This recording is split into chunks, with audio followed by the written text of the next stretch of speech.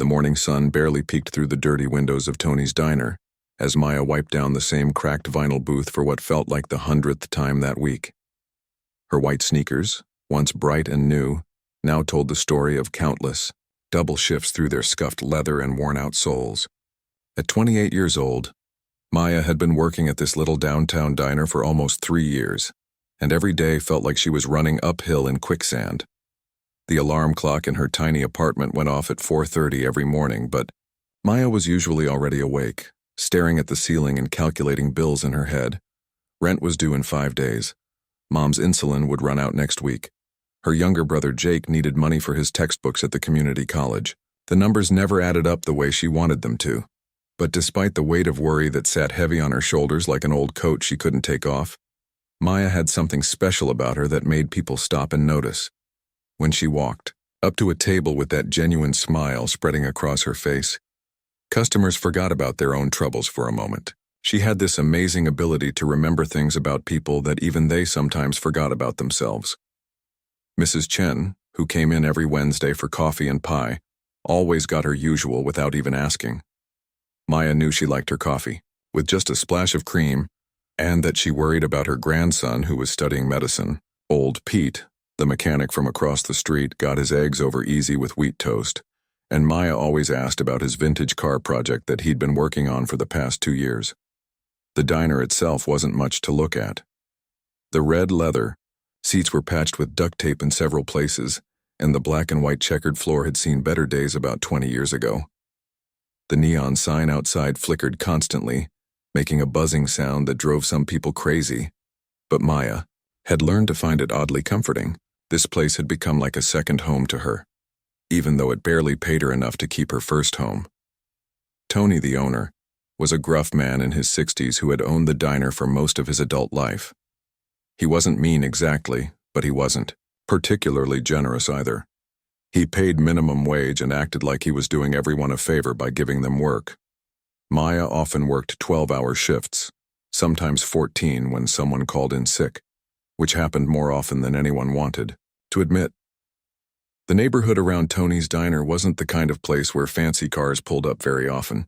Most of the customers were working people, construction workers grabbing breakfast before heading to job sites, nurses coming off night shifts at the hospital, taxi drivers taking a quick break between fares. Maya treated every single person who walked through that door like they were the most important customer in the world. What really set Maya apart was how she handled the people that others might ignore or look down on. When homeless individuals came in with just enough change for a cup of coffee, Maya would somehow find a way to slide them a sandwich or some soup, quietly paying the difference from her own tips. She never made a big show of it or acted like she was doing them a huge favor. She just did it because it felt right. There was this one guy, Danny, who collected cans and bottles around the neighborhood. He smelled like he hadn't had a shower in weeks, and his clothes were torn and dirty. Most of the staff avoided him, and some customers would actually get up and move to different tables when he came in. But Maya treated Danny exactly the same way she treated the bank manager who came in for lunch every Friday.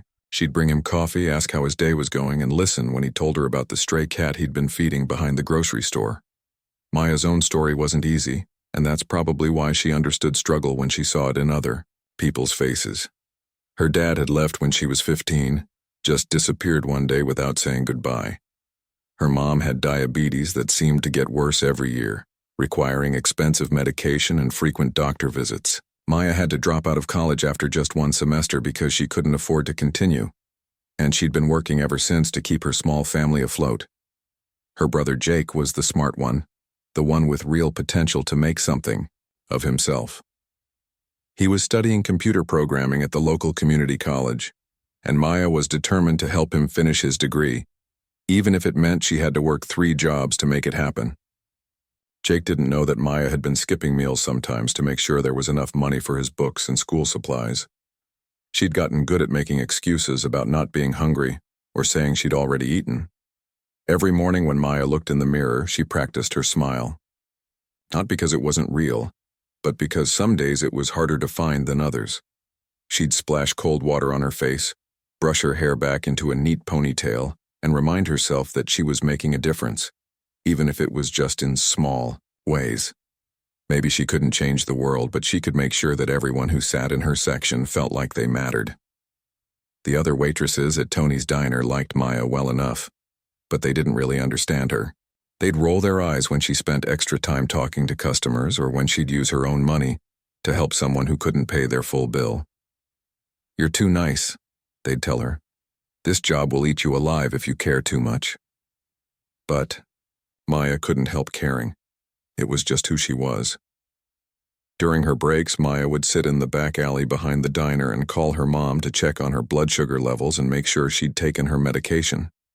Sometimes she'd text Jake to see how his classes were going, always encouraging him and telling him how proud she was.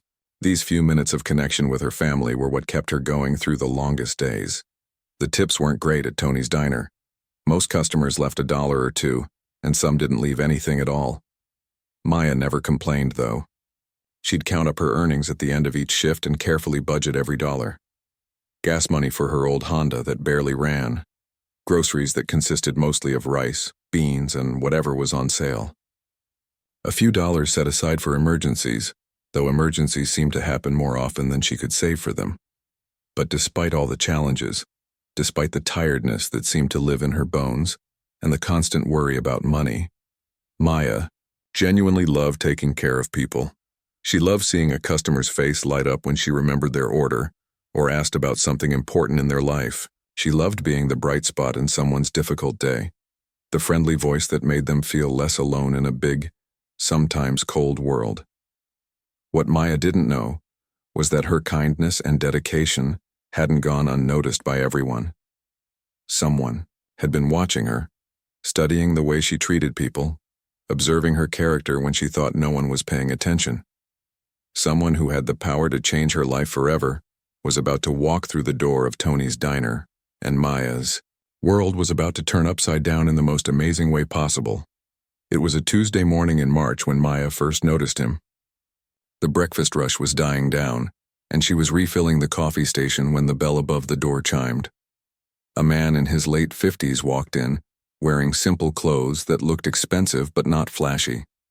Dark jeans, a plain button-down, shirt and leather shoes that had been well maintained but weren't trying to show off any designer labels. What struck Maya immediately was how he moved. Most people who came into Tony's diner were either in a hurry or completely relaxed. This man was different. He walked slowly, deliberately, like he was taking in every detail of the place.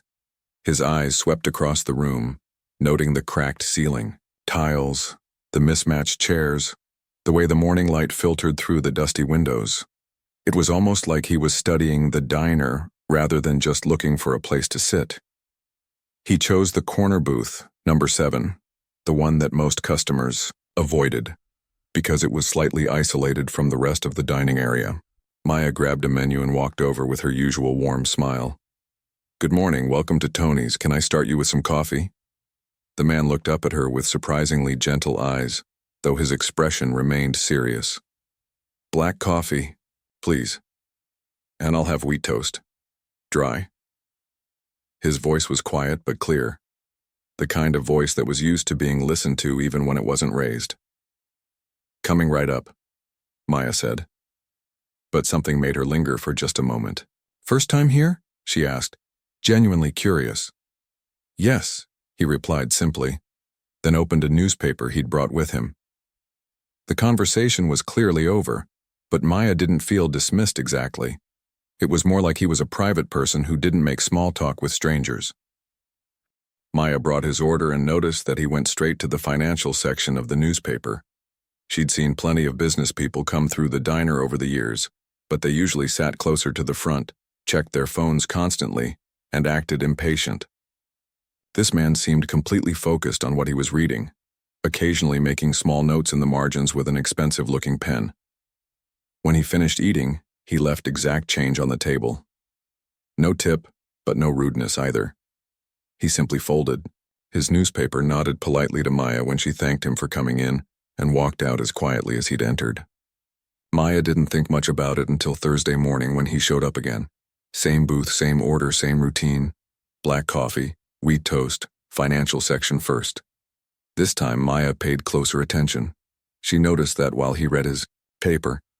His eyes would occasionally drift up to observe the other customers, not in a creepy way, but like he was genuinely interested in people and how they interacted.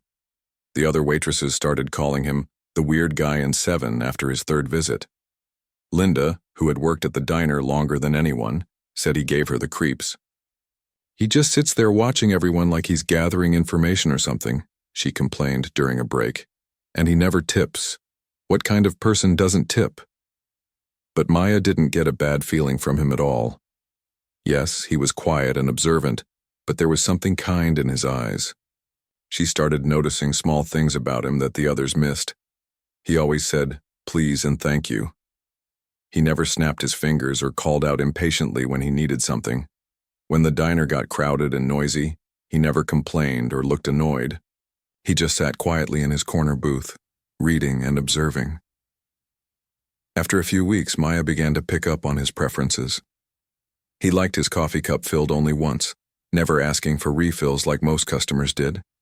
He read the business section first, then moved to local news and always skipped the sports entirely. He had a habit of checking his watch exactly once during each visit, but he never seemed to be in a rush. Maya started treating him like any of her regular customers, even though he wasn't particularly talkative. "How's your morning going?" she'd ask when she brought his coffee. He'd respond with, "Fine, thank you," or sometimes just a nod, but Maya could tell he appreciated being acknowledged as a person rather than just ignored. One Thursday, Maya noticed he was reading an article about local real estate development with particular interest. She'd always been curious about current events, partly because knowing what was happening in the neighborhood helped her connect with customers. "Looks like they're planning some big changes downtown," she commented when she refilled the sugar dispenser at his table. The man looked up, and for the first time, Maya saw what might have been surprise in his expression. "You follow local development news?" he asked. "A little," Maya admitted. "I live around here, so changes in the neighborhood affect me. Plus, some of our regular customers work in construction and development, so they talk about it sometimes." He nodded thoughtfully. "What do you think about the plans for the old warehouse district?" Maya paused, considering her answer. "Honestly, I hope they don't push out all the small businesses and working families. This area isn't fancy, but it's home to a lot of good people who can't afford to live anywhere else." Something shifted in the man's expression. It was subtle, but Maya had gotten good at reading people's faces after years of waitressing. He looked at her like he was seeing her differently somehow. "That's a thoughtful perspective," he said, and Maya sensed that he meant it. From that day forward, their brief interactions became slightly warmer. He still wasn't chatty, but he'd answer when Maya made casual observations about the weather or asked if everything was okay with his order. Maya learned that he had traveled a lot, based on comments he'd make about cities mentioned in the newspaper. She also noticed that he was left-handed and wore a simple gold watch that looked old but well-maintained. What Maya didn't notice, because she was too busy taking care of her other customers, was how carefully this man observed her interactions with everyone else. He watched how she treated the construction workers with respect, never talking down to them or rushing them through their meals. He saw how she remembered details about people's lives and asked follow-up questions about things they'd mentioned in previous conversations. Most importantly, he witnessed how Maya handled the customers that others might judge or dismiss. When homeless individuals came in, Maya served them with the same dignity she showed everyone else. When elderly customers moved slowly or had trouble reading the menu, Maya was patient and kind. When someone's card got declined or they came up short on cash, Maya would quietly work something out, often paying the difference herself.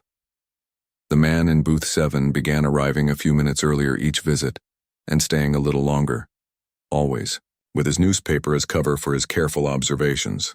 He was building a complete picture of who Maya really was, not just when she thought someone important might be watching, but in every interaction, every moment, every choice she made throughout her day.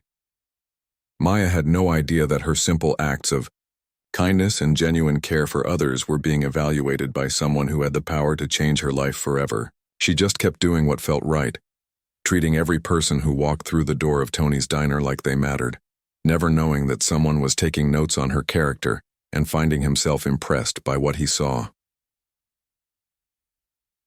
The morning of April 15th started like any other Tuesday at Tony's diner, but it would end up being the day that changed everything for Maya. The spring air was still chilly, and a light drizzle made the streets look darker than usual. Maya had arrived at 5 in the morning to help prep for the breakfast rush, her mind already calculating the day ahead. Mom had a doctor's appointment. That afternoon, Jake needed money for his final exams and the rent was due in 3 days. By 8:30, the diner was packed with its usual mix of early commuters, construction workers, and regular customers settling in with their coffee and morning papers. The man in booth 7 was already there, as he had been every Tuesday and Thursday for the past 2 months. Maya had gotten into a comfortable rhythm with him. Black coffee, wheat toast, polite but brief conversation about current events or the weather. She was rushing between tables, balancing 3 plates on one arm and carrying a coffee pot in her free hand, when she heard the commotion outside. Through the large front windows, Maya could see people on the sidewalk pointing and talking, some stopping to look at something near the diner's entrance. A few customers inside had noticed too, and were craning their necks to see what was happening. "Someone's collapsed out there," called out Jerry, one of the regular construction workers who always sat at the counter. "Looks like an older guy." Maya's first instinct was to look toward Tony, who was busy at the grill and hadn't heard Jerry's announcement. She glanced around the diner and realized that while everyone was curious about what was happening outside, nobody was actually doing anything to help. People were looking, pointing, even pulling out their phones to record, but no one was moving to assist whoever was in trouble. Without thinking twice, Maya set down the coffee pot and plates and headed straight for the door. The moment she stepped outside, she saw him, a man who looked to be in his 60s, wearing worn military fatigues and a faded baseball cap, lying on his side next to the diner's entrance. His weathered face was pale and his breathing seemed shallow. Maya had seen this man before. His name was Robert, and he was one of the homeless veterans who occasionally came into the diner when he had enough change for a cup of coffee. He was always polite, always said please and thank you, and never caused any trouble. Maya remembered that he'd told her once about serving in Vietnam, though he didn't like to talk about those days much. "Sir?" "Robert?"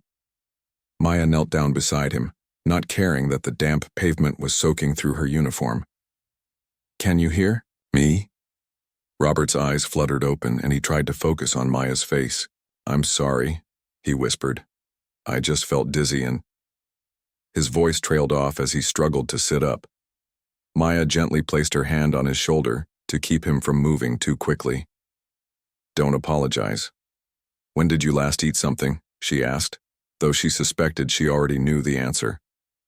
"Yesterday morning, I think," Robert admitted, his voice barely audible. "Maybe the day before. I lose track sometimes." By now, a small crowd had gathered on the sidewalk. Maya could hear some of the comments from passers-by, and they weren't all kind.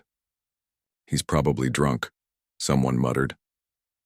"These people are always causing problems," another voice said. "Someone should call the police to move him along." Maya felt anger rise in her chest, but she pushed it down. Getting upset wouldn't help Robert right now. "I'm going to help you get inside where it's warm, okay?" she said to him. "Can you stand if I help you?" With Maya supporting him, Robert managed to get to his feet, though he was clearly unsteady. Maya guided him through the diner's front door, and immediately she felt the change in atmosphere. Conversations stopped.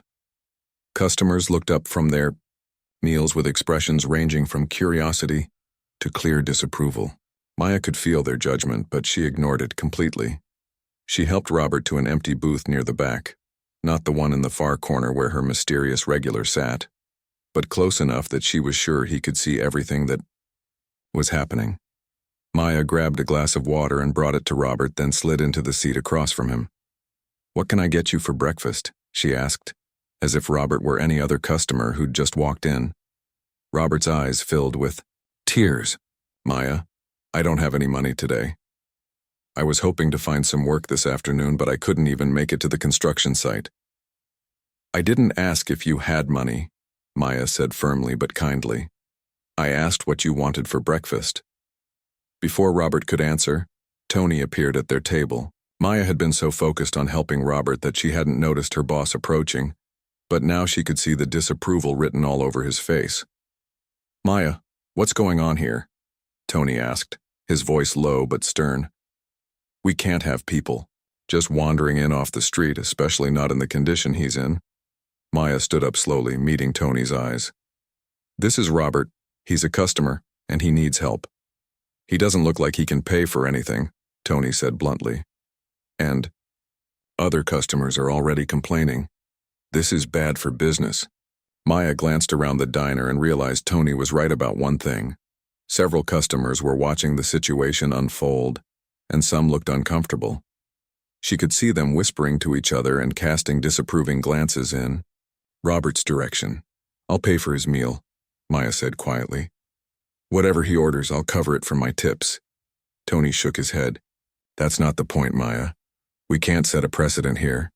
If word gets out that we're giving free meals to every homeless person in the neighborhood, we'll be overrun." Maya felt something shift inside her, a moment of clarity that cut through all the practical concerns and social pressures. She looked at Robert, who was trying to make himself smaller in the booth, clearly embarrassed by the attention he was getting. Then she looked back at Tony. "He's not every homeless person," she said, her voice steady but determined. "He's Robert. He served our country in Vietnam. He's hungry and sick, and he collapsed outside our door. I'm not asking you to change your policies. I'm asking you to let me help one person who needs help." The diner had gone completely quiet. Everyone was listening now, including the man in booth 7, who had lowered his newspaper and was watching the entire scene with intense focus. Tony sighed heavily. "Fine, but you're paying for it and you're taking responsibility if there are any problems." Maya nodded. "I understand." She turned back to Robert, who was looking at her with an expression of amazement and gratitude.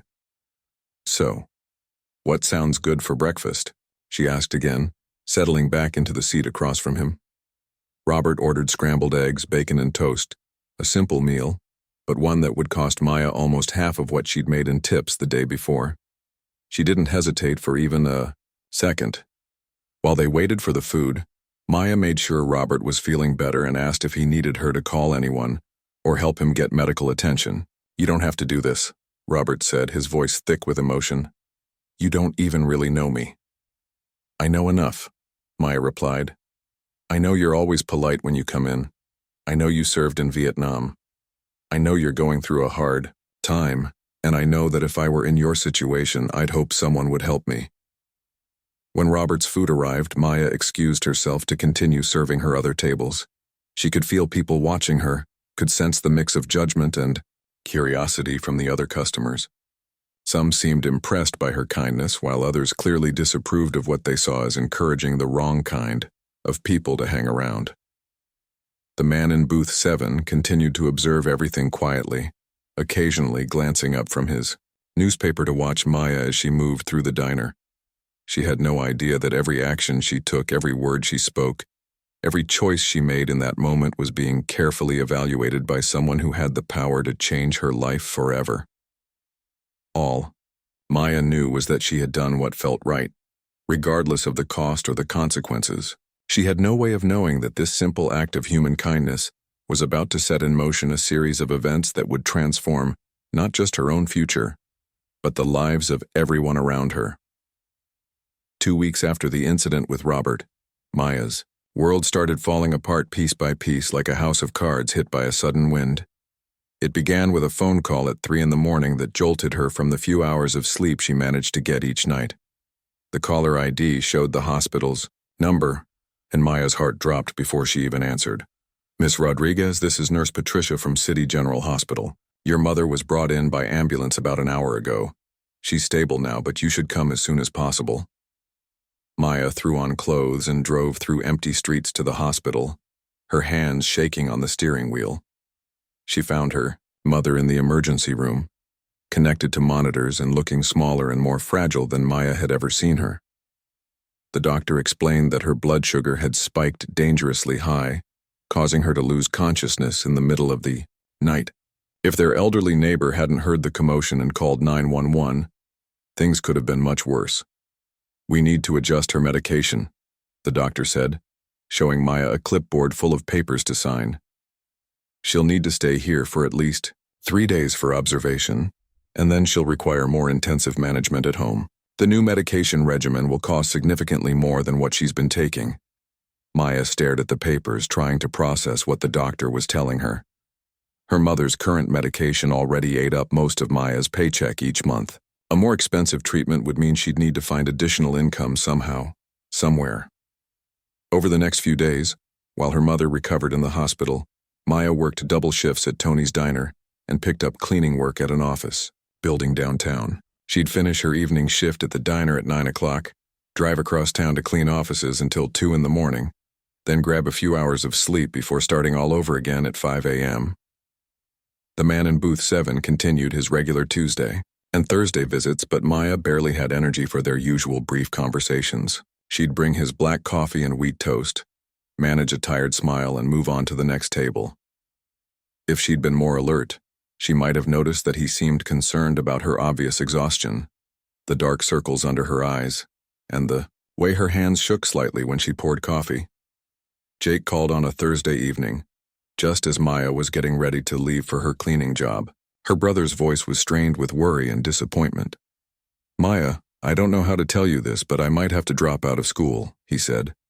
"The community college is requiring payment for next semester by Friday, and I know you're already stretched thin with Mom's medical bills. I can't ask you to do more than you're already doing." Maya sat in her car outside Tony's diner, feeling like the weight of the world was pressing down on her chest. Jake was so close to finishing his degree, so close to having a chance at a better life than the one she'd been able to build for herself. The thought of him having to give up his dreams because she couldn't earn enough money made her feel like she was failing at the most important job she'd ever had. "Don't you dare talk about dropping out," Maya said, forcing strength into her voice that she didn't feel. "I'll figure something out. You focus on your studies and let me worry about the money."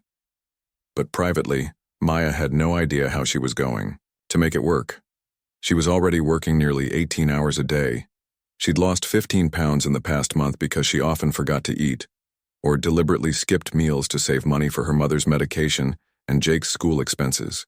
Her car was making concerning noises that she couldn't afford to have diagnosed, let alone fixed. The breaking point came on a Tuesday morning in early May. Maya had gotten exactly 2 hours of sleep the night before, and she was running on nothing but coffee and determination. She'd been serving breakfast to a table of construction workers when she suddenly felt dizzy and had to grab the back of a chair to steady herself. "You okay there, Maya?" asked Carlos, one of the regular customers who'd been coming to the diner for years. "Just tired," Maya said, forcing a smile. "I'm fine."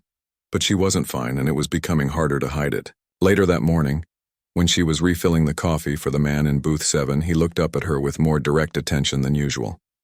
"Excuse me," he said quietly. "Are you feeling all right?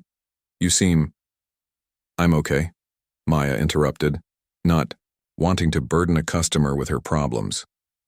"Just a busy week." He studied her face for a moment, and Maya had the strange feeling that he could see right through her polite deflection. But he simply nodded and returned to his newspaper, though she noticed he glanced up at her several more times during his visit. The final test of Maya's character came later that same day, in a way that no one could have predicted. A young mother came into the diner around lunchtime with her daughter, who looked to be about 6 years old. The little girl had pigtails and was wearing a school uniform that had seen better days, but she was chattering excitedly to her mother about something that had happened in class.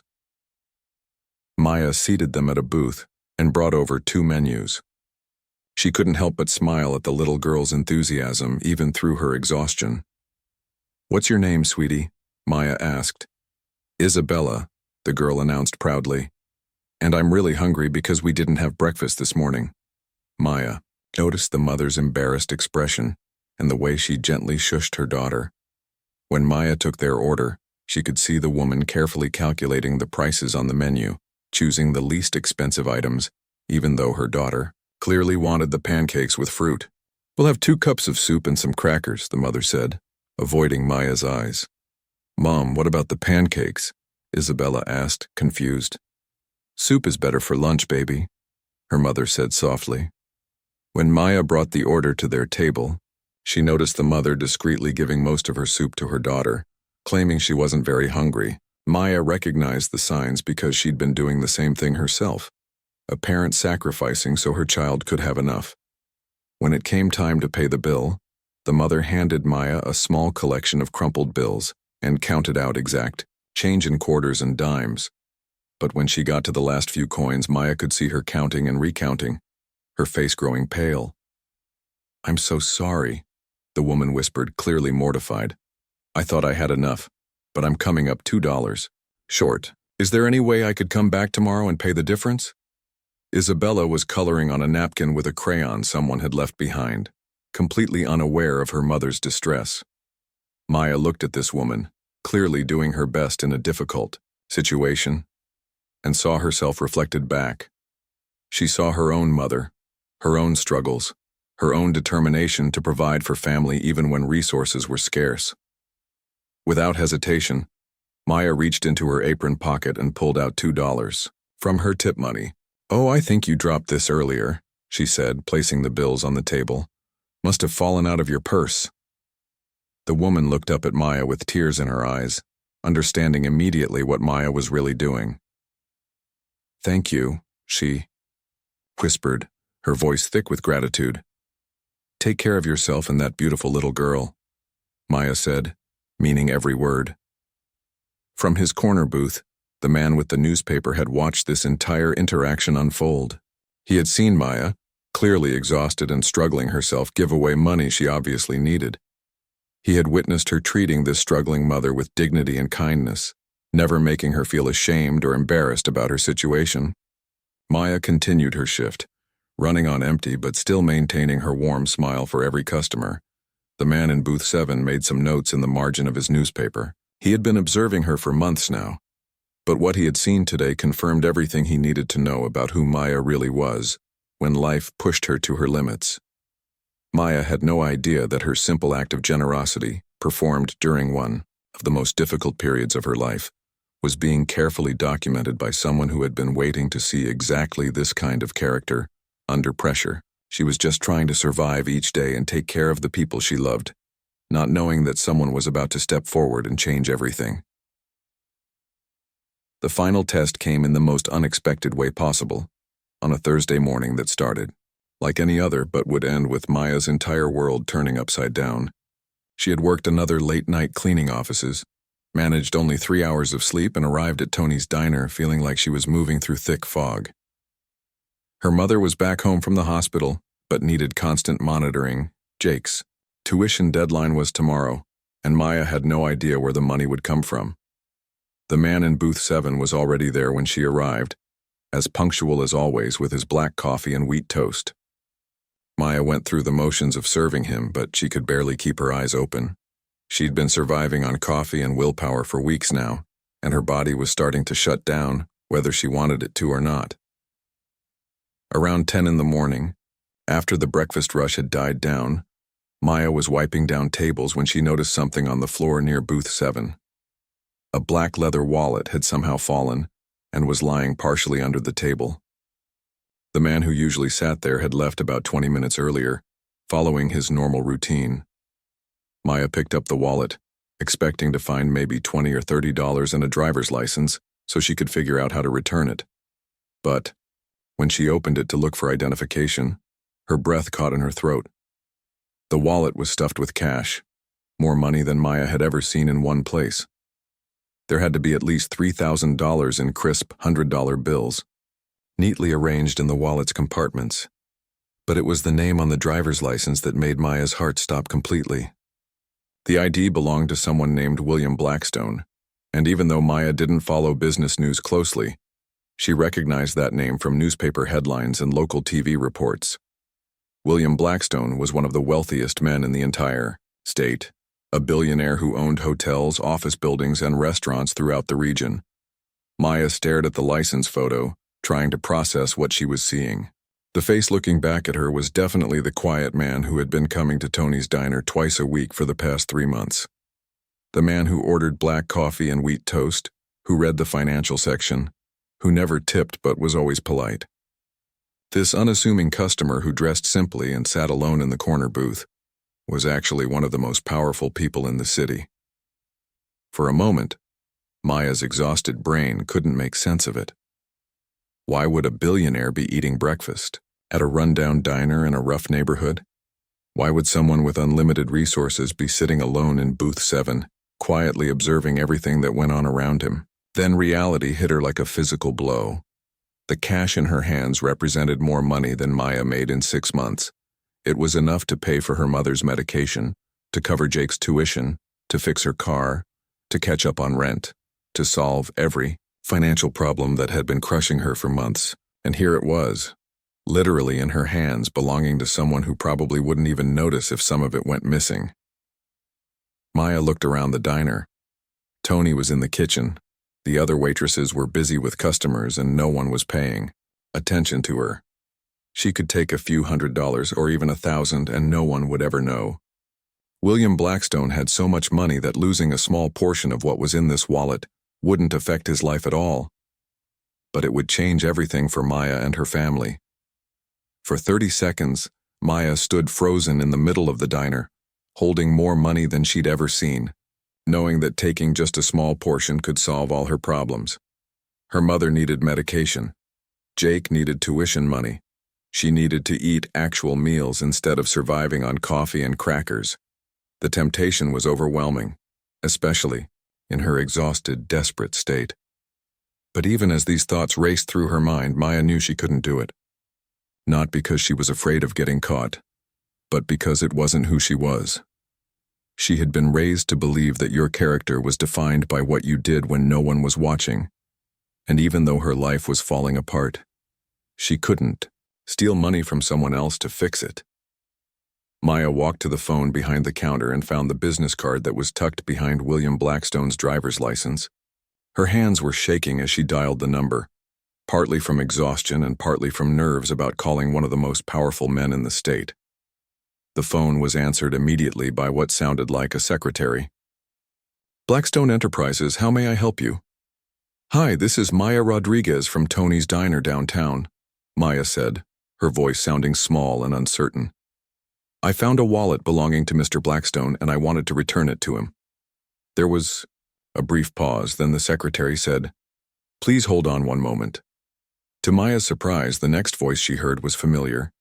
The same quiet, measured tone she'd been listening to for months during brief conversations about the weather and current events. Maya, this is William. You found my wallet? Yes, sir. I'm sorry, I had no idea who you really were. You dropped it near your table and I found it when I was cleaning up. It's completely untouched. All the money is still there, along with your cards and identification. There was a long pause on the other end of the line. Would it be possible for you to hold on to it until I can come pick it up? I can be there in about 30 minutes. Of course, Maya said. I'll be here. When William Blackstone walked back into Tony's diner 30 minutes later, Maya felt like she was seeing him for the first time. He looked exactly the same, simple clothes, quiet demeanor, kind eyes. But now she knew who he really was. She met him at booth 7, his usual spot, and carefully handed him the wallet. Everything's there, she said simply. I counted it to make sure, but only to verify that nothing was missing. William opened the wallet, glanced at the contents, then looked up at Maya with an expression she couldn't quite read. Why don't you sit down for a minute? He said, gesturing to the seat across from him. Maya hesitated. I should get back to work. Tony doesn't like us socializing with customers during business hours. I think Tony will understand, William said with a small smile. Please sit. Maya slid into the booth, feeling awkward and out of place.